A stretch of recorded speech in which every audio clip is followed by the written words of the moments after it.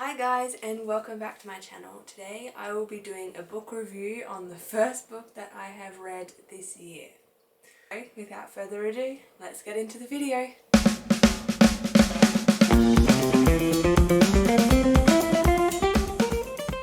For those of you who are new, my name is Pip and I do videos on lifestyle, wellness and faith.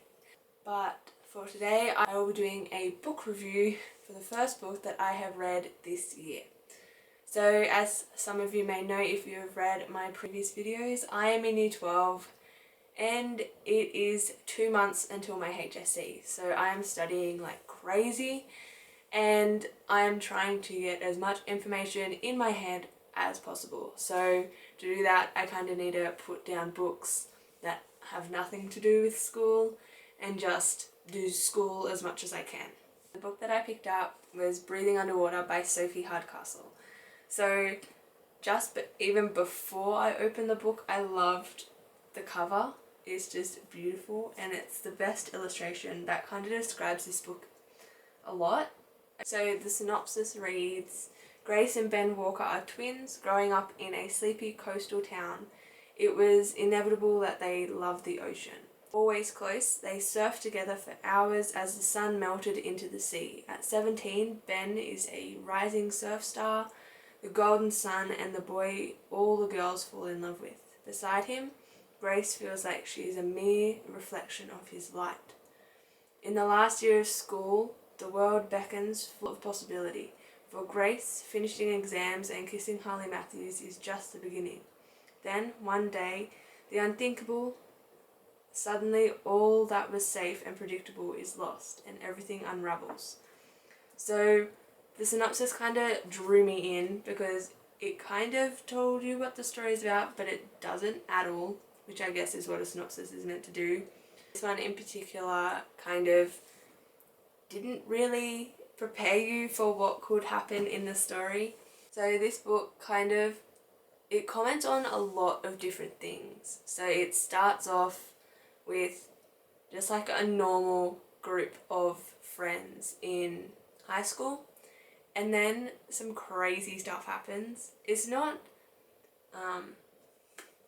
a pretty realistic depiction of high school. So it is quite believable, which makes it a bit more impactful, I guess. So I really enjoyed that aspect of this. But Sophie Hardcastle is an amazing writer. So when I was reading this, it kind of read like poetry in a way.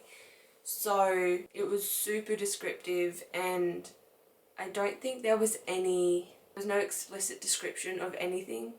It's a much more descriptive picture that she's painting, which was really nice to read in a book, that it wasn't just all explicit describing things. It was very, there was a lot of use of like imagery and everything, so that was really nice.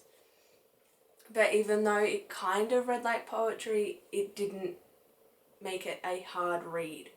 So a lot of the time with poetry, you're kind of guessing what they mean and you have to read into it a lot.